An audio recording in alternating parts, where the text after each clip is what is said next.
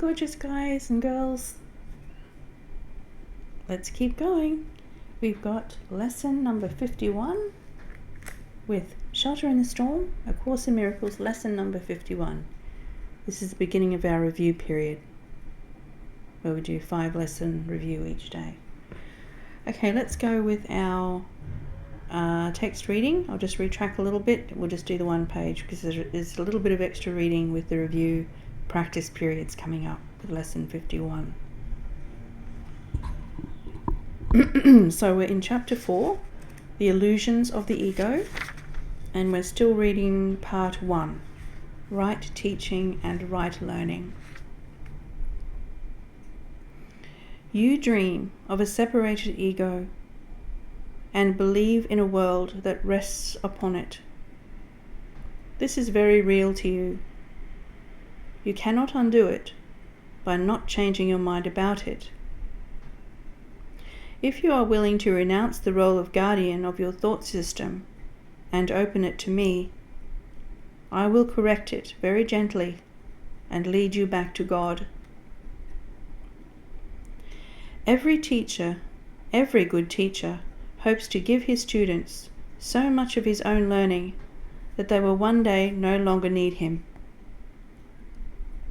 This is the one true goal of the teacher. It is impossible to convince the ego of this, because it goes against all of its own laws. But remember that laws are set up to protect the continuity of the system in which the lawmaker believes. It is natural for the ego to try to protect itself once you have made it. But it is not natural for you to want to obey its laws unless you believe them. The ego cannot make this choice because of the nature of its origin. You can, because of the nature of yours.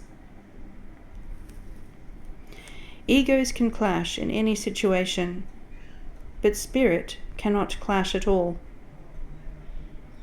If you perceive a teacher as merely a larger ego, you will be afraid, because to enlarge an ego would be to increase anxiety about separation.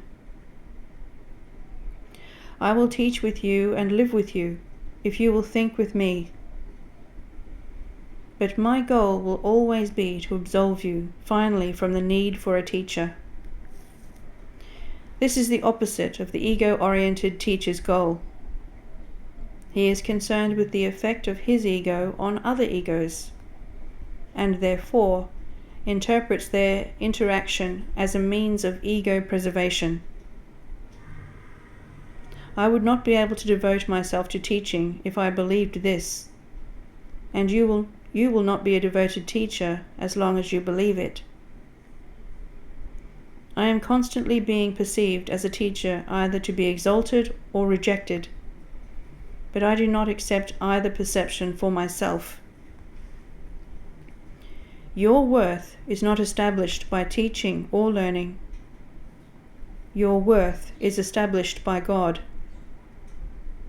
As long as you dispute this, everything you will do will be fearful, particularly any situation that lends itself to the belief in superiority and inferiority.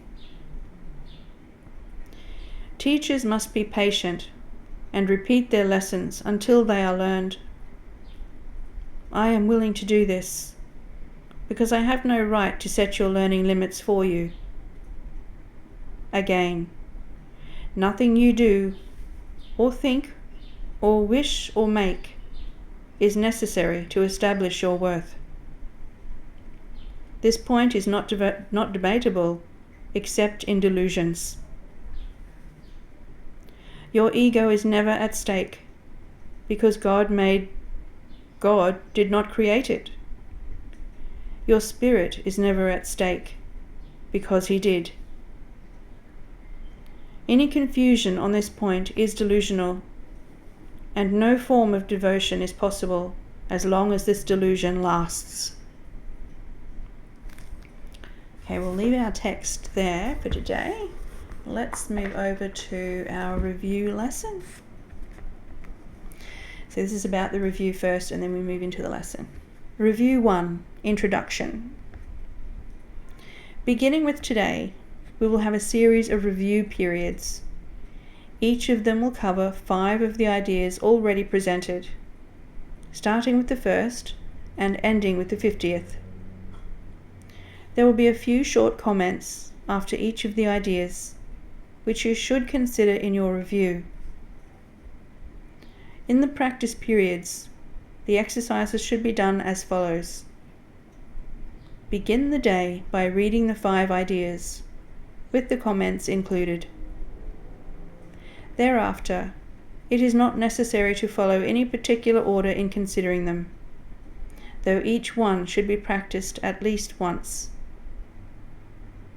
Devote 2 minutes or more to each practice period, thinking about the idea and the related comments after reading them over. Do this as often as possible during the day. If any one of the 5 ideas appeals to you more than the others, concentrate on that one. At the end of the day, however, be sure to review all of them once more. It is not necessary to cover the comments that follow each idea, either literally or thoroughly in the practice periods. Try, rather, to emphasize the central point and think about it as part of your review of the idea to which it relates. After you have read the idea and the related comments, the exercises should be done with your eyes closed and when you are alone in a quiet place, if possible. This is emphasized for practice periods at your stage of learning. It will be necessary, however, that you learn to require no special settings in which to apply what you have learned.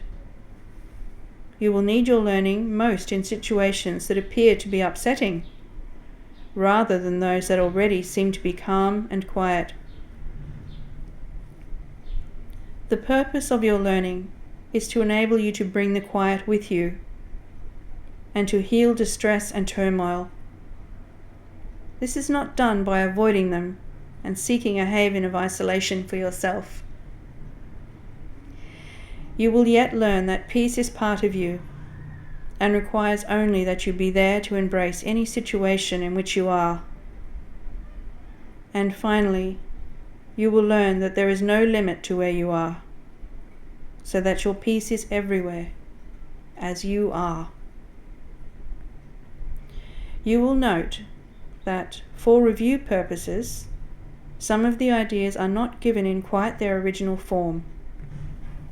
Use them as they are given here. It is not necessary to return to the original comments, nor to apply the ideas as was suggested then. We are now emphasizing the relationships among the first 50 of the ideas we have covered, and the cohesiveness of the thought system to which they are leading you. Now we move to Lesson 51. The review for today covers the following ideas. Lesson number 1. Nothing I see means anything. The reason this is so is that I see nothing, and nothing has no meaning. It is necessary that I recognize this, that I may learn to see. What I think I see now is taking the place of vision. I must let it go by realizing that it has no meaning, so that vision may take its place. Lesson number 2.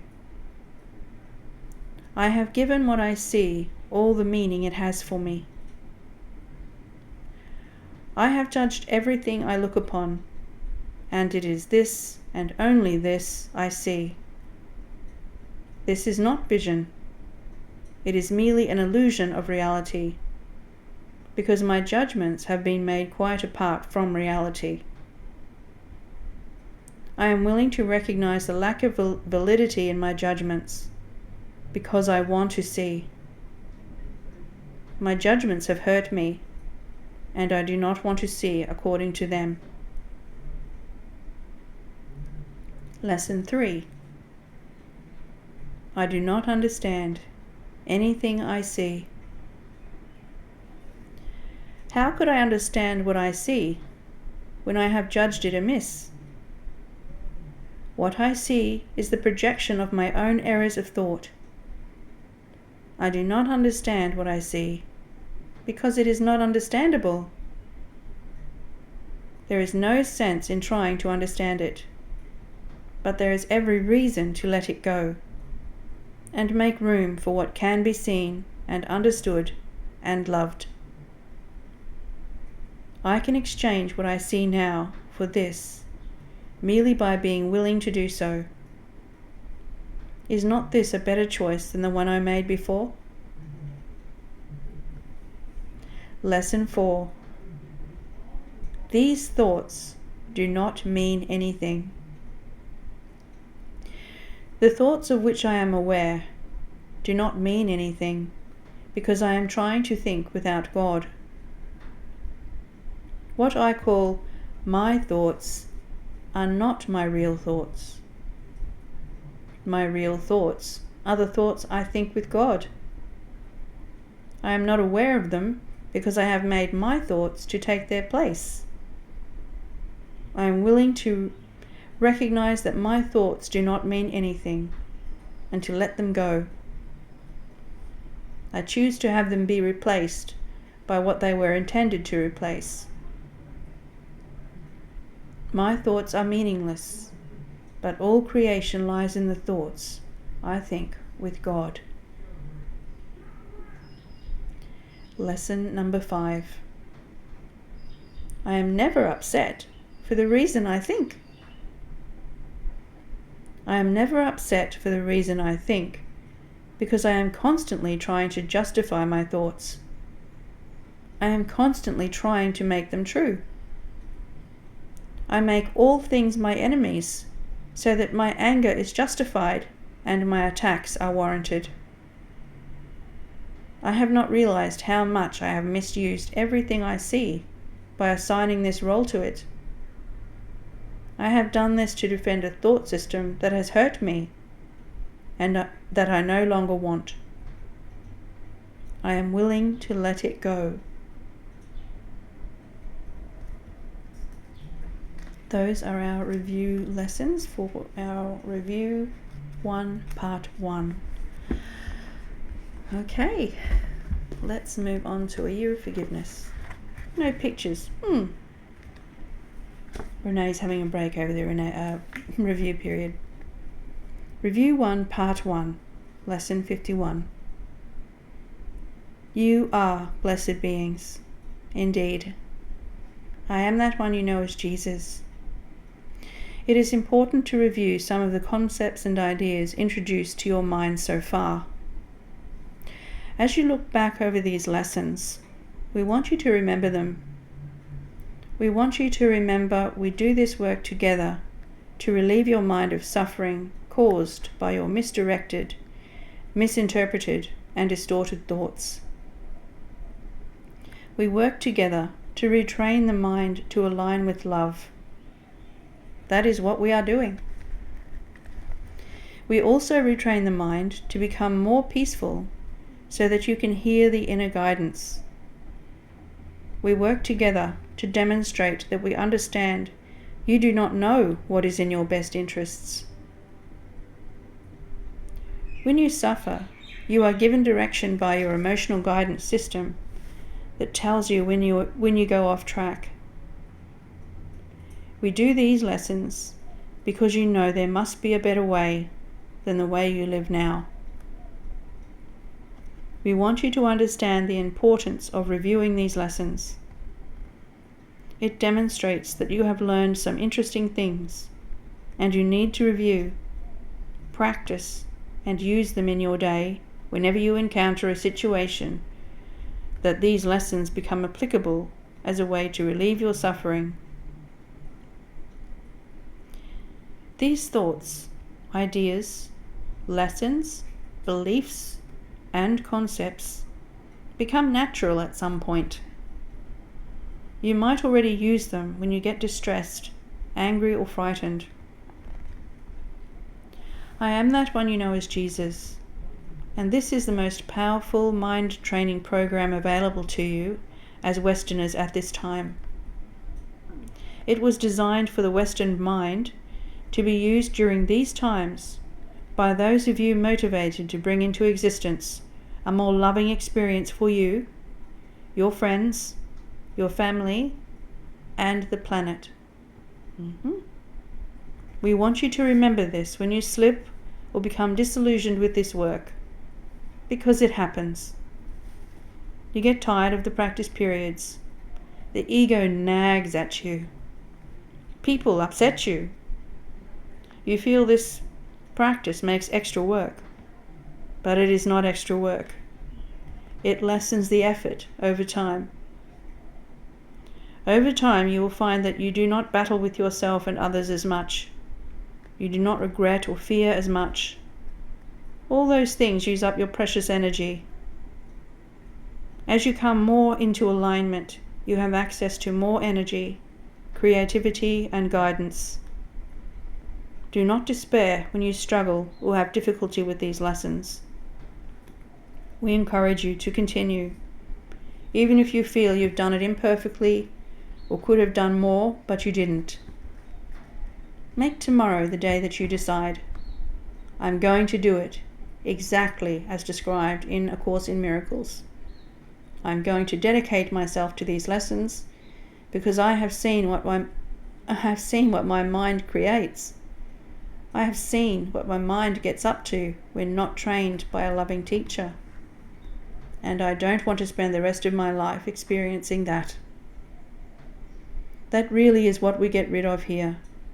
We eliminate your suffering, fears, and eventually your sickness and death. I am that one you know as Jesus, and we will see you tomorrow. Namaste, lovely ones.